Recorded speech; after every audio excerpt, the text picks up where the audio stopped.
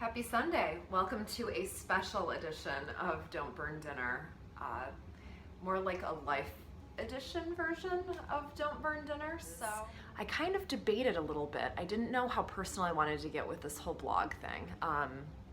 It's a weird thing to have people come into your home, and I didn't know on what level to get personal with everyone. So with a lot of debate, I ended up coming out to the conclusion that, I hope we do this for a long time together. I hope that you are all close enough with me, and this is something that maybe we'll be canning baby food eventually, and we'll be going through that phase of life together. So that being said, Chris and I we took a road trip on Friday. We drove about 4 hours out from home. It took us about 6 hours naturally to get there with traffic.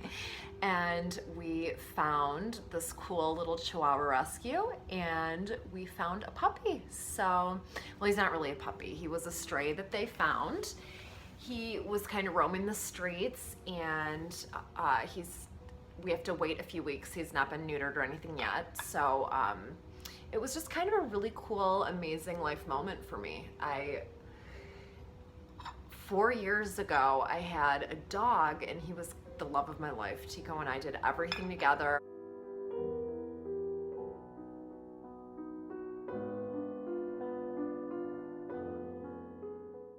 He was a very abused little Chihuahua, and it was to the point where his previous owner had actually, they put cigarettes out on Tico, my dog.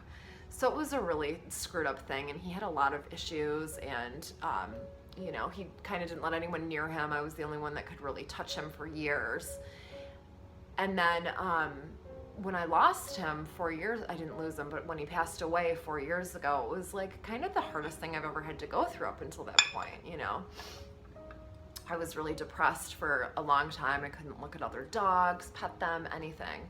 And it was so wild because I was in Miami last weekend for work, and it's kind of like a Chihuahua capital around there, and I hadn't really looked at other dogs. It was a thing, and I always said one day when Tico's soul was ready, he'll come back, he'll find me.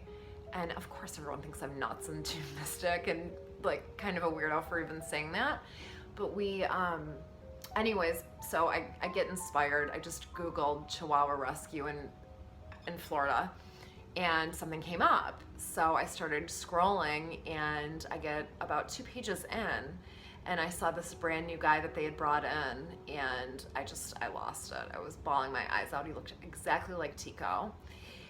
And so I thought it was kind of a sign. I called the woman who runs the foundation, and I just started bawling on the phone with her. I was out of control.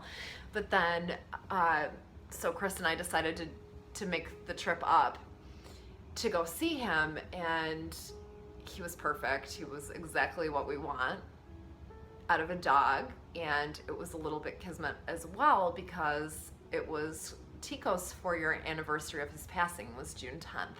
So we met this new guy on June 10th as well, and did all of the finalization and going forward with an adoption for him. So it was kind of like a really emotional roller coaster for me this weekend, and I've been crying a lot. It's a weird thing. It's tough to kind of move on, and I know it's time, and a lot of people, I know it's just a dog, but still, he was more than that to me. So this is a big deal.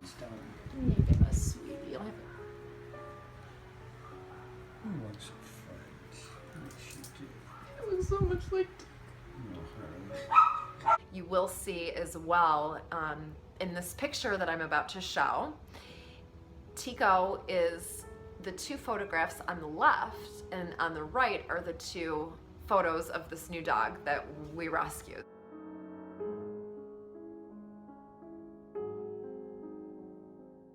So it's kind of a little bit weird, a little bit mysterious, isn't it? Kind of magical. Something's really magic about the whole situation. If he had little eye infection and things like that going on, but I also found it a little bit interesting as well. My dog Tico, before he had passed away a couple of weeks prior, he had a severe eye problem, and then it resulted in him having to get the eye removed. So that was kind of the beginning of the end for him health-wise, and he deteriorated quite rapidly once that happened. So when I saw that this dog had an eye infection in the same eye, it was kind of like Tico going, "Hey mom, just in case you didn't realize that this is me, like rescue me, please bring me home." So it was pretty cool. But anyways, so next week we'll be going forward with Don't Burn Dinner, and I'll have this really cool recipe that kind of got me through college. It was one of those things. My stepdad is Italian and Native American, believe it or not. So he's a badass cook. He's so good at doing anything. We're a big garlic family. We love a ton of garlic on everything. So this is like an easy garlic pasta. Growing up, I didn't really eat a whole lot of like macaroni and cheese. This was like our family's version, like a very Italian version of macaroni and cheese. So ladies, if you want that recipe that's going to be super easy, just 3 ingredients that you can pull together right away to impress your new boyfriend, or like trick him into thinking that you can cook, kind of like I did with Chris, and then you can flip the switch later once you get the ring on it, and then kidding, not really. But anyways, yeah, so that recipe will be awesome, but I just thought that, you guys might want to know our personal side as well. So it's a big deal to have, to welcome everyone into my living room, and it's a fine line between what's too much sharing and, and what is kind of just cool to know about somebody. So if you guys are in my kitchen, you might as well know what's going on in our life. And yeah, so we got a puppy. Cheers to that.